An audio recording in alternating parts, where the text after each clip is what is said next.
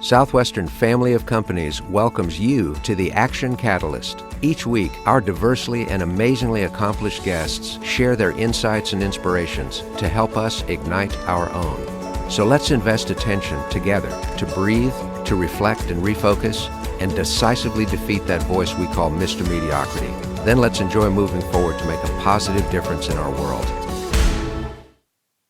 On today's episode, host Dustin Hillis is once again joined by Stephen M. R. Covey, best-selling author, international speaker, and son of leadership pioneer Stephen R. Covey. You can hear part 1 of Stephen's talk with Dustin in episode 379 of The Action Catalyst. We hope you enjoy. One of the things that was interesting, your father's book as the core of the content for the Franklin Covey business that you've been running, you actually had a critical role in maintaining your father's legacy. The CEO magazine considered this to be one of the 2 most influential books of the 20th century. What did you do to perpetuate that? That's an interesting thing. You know, a lot of this, I'm so excited to hear from you. As the CEO of Southwestern Family of Companies, we were founded in 1855. And I feel a lot of what I'm doing is perpetuating the legacy of those that have came before me. So how did you do that? That's beyond interesting. Yeah, well, it was all about, we had the great ideas.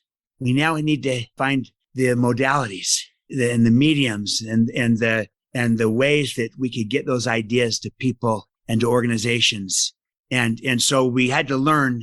We went with the business first because we could get a foothold there, and they had more budget initially. Whereas right out of the gates, we tried to do everything at once. We were all mission and no margin because we're just doing too much. So we had to kind of learn to create a business model and just to start with business first. In our case, that may not be the truth for everyone, but in our case, because that was a good foothold. And then from that, we could extend the brand and go into other markets and with other channels.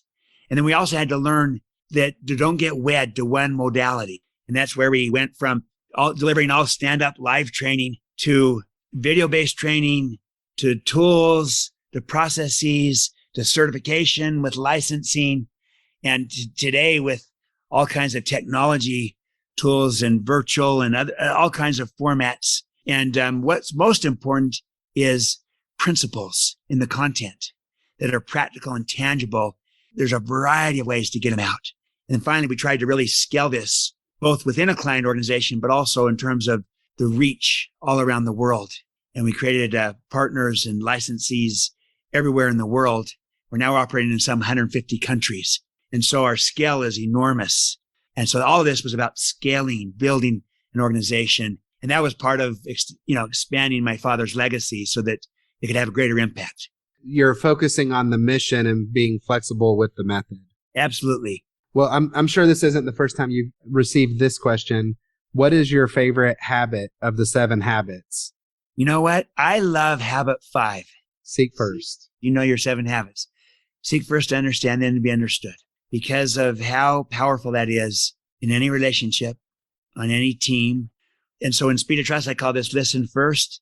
In this new book that I've got out right now, Trust and Inspire, I'm calling it empathy. Empathy is understanding. It doesn't necessarily mean agreement. We might disagree, might see it differently, and they feel understood. And that is my favorite of the 7 habits. And I think it's so powerful and so needed in a world today where people don't feel heard, don't feel understood. And if you can give understanding, if you can give empathy to another person, that is the equivalent of giving someone air. What air is to the body, understanding is to the heart. Mm-hmm.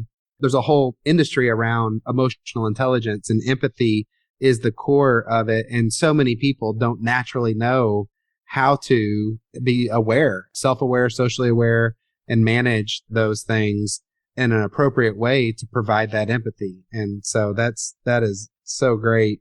I put it under modeling. I'm talking about how we need to become, I'm calling it trust and inspire leaders, as opposed to command and control leaders, because the world has changed all around us. And yet our style of leadership hasn't kept pace. And what's happened is we've just become better at a flawed and limited model, a command and control model. We've become more advanced, more sophisticated. I call it enlightened command and control. But our paradigm of how we see people and how we view leadership is still kind of gets its roots from the industrial age. Mm-hmm. And not in this new world of change and disruption and this idea that the workplace is changing right in front of our eyes. Work from home, work from anywhere, hybrid work, remote work combinations. And in this new environment, to think that we might operate with the old style of leadership that led us to the industrial age is just almost ludicrous. It's modern day bloodletting. It's just not relevant anymore. It doesn't work. You can't command and control your way to collaboration and innovation. So we need a new way to lead in a new world. And I'm calling it trust and inspire in juxtaposition to command and control. And the premise behind it is 3 things. You model, you trust, and you inspire. Modeling is who we are. Trusting is how we lead. Inspiring is connecting to why it matters. And you connect with people through caring and belonging. And you connect to purpose, to meaning and contribution. I know that means a lot to you and to this podcast. And the whole premise behind that is that everyone can inspire. Inspiring others is a learnable skill. It's not just for the charismatic. I'll bet I'm like you and our listeners. I know a lot of people who are very charismatic, but I wouldn't say that they inspire me at all. I know other people who are not charismatic, but who are extraordinarily inspiring to me because of who they are, how they lead, and how they care about me and others. I think of teachers. I think of others. Some might be charismatic. You could be both, but everyone can learn to inspire. Again, there's so much alignment with everything you're saying. Inspire is one of our 3 core values. And in order to inspire other people, you have to be willing to be inspired. Being coachable, being humble, being willing to learn is the key ingredient to then helping others to be inspired. And would you agree with that? I completely agree with it. It's inside out. You can't inspire others if you yourself aren't inspired. And if you're not modeling this, if you don't go first, and you can't, inspire others if you're not inspired, just like you can't return from a place you haven't been. You got to go first. And so finding your own voice and your own sense of what's your why, what inspires you as a person. When you find that for yourself, then you can help others find it for themselves. And you can be a catalyst. You can ignite the fire within them. And I love the Latin. I'm sure you're familiar with the Latin phrase inspirare, which means to breathe into.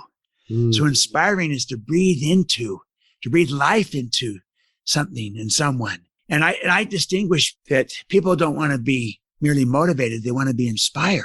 You can motivate through rewards, through carrot and stick, but that's extrinsic. It's external. That's still part of command and control. And nothing wrong per se with carrot and stick motivation. It's just that there's a higher level, because do rewards motivate? Sure, they motivate people to get more rewards. And it's an ongoing extrinsic, external process of needing to provide more rewards. But what if you could ignite a fire that already exists within and ignite it and bring it to life and breathe life into something that can live on for years?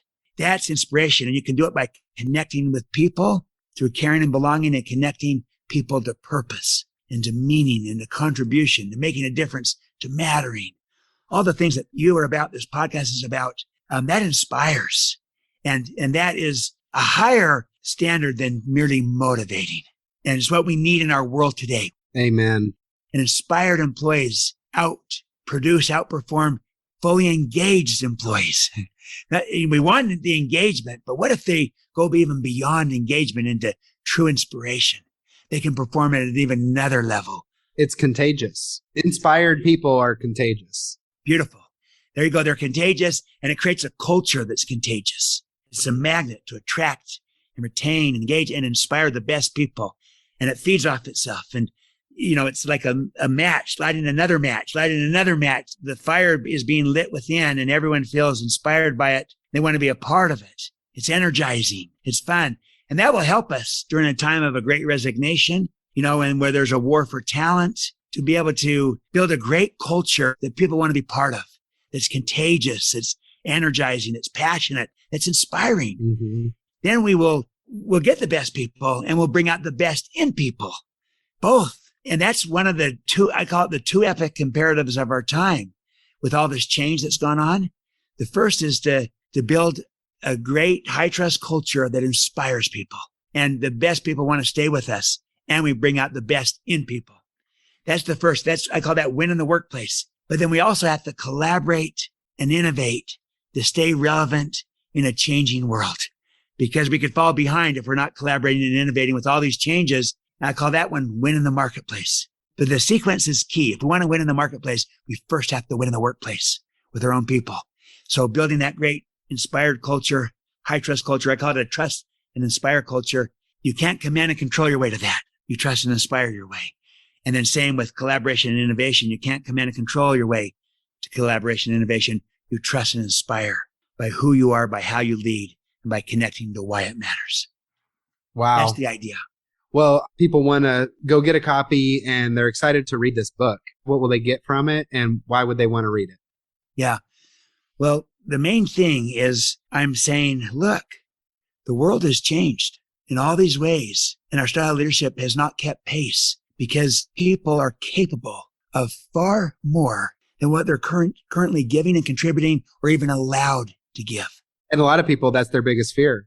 Their fear is what they actually are capable of, not of what they're not capable of. For some, it is a fear. They need to overcome the fear with someone that believes in them, that sees their potential, and that communicates their potential so they can come to not be afraid of it. And then that develops their potential and then unleashes it for the service of our customers and clients and for the world, and to make a difference, to matter. And so this book is all about saying, let's move to a style of leadership that's going to be relevant for our times and for our workforce and for the people around us. And then the subtitle of the book is How Truly Great Leaders Unleash Greatness in Others. And you need to see the potential, communicate the potential, develop the potential, and unleash it. And so there's different elements of it, but it starts with the paradigm, the mindset of how we view people, how we view leadership. Because if I'm coming out of a command and control style of leadership, I'm kind of categorizing them. I'm trying to contain them or control them instead of unleash them. I'm trying to motivate through carrot and stick instead of inspire through caring and through purpose. There tends to be more competing versus caring, and I'm not seeing leadership as real stewardship. And so if I'm kind of got the old paradigm of command and control, but I just become more enlightened about it, all that is different in degree, but not different in kind. It's not going to be relevant for this new world. So right out of the gates, I make the case for why we need a new way to lead. Our style is getting in the way of our intent. We may want all these things, but the way that we've been scripted to lead, how we've led, what we've been successful at, the models we have are probably coming out of the command and control world, not the trust and inspire world. So we need a new way to lead in this new world. We need to become good at it, but it starts with the paradigm. I then move into the fundamental beliefs of a trust and inspire leader so that we can know where to start. And until the beliefs change or are more robust, more complete, we'll probably have a hard time truly changing our style.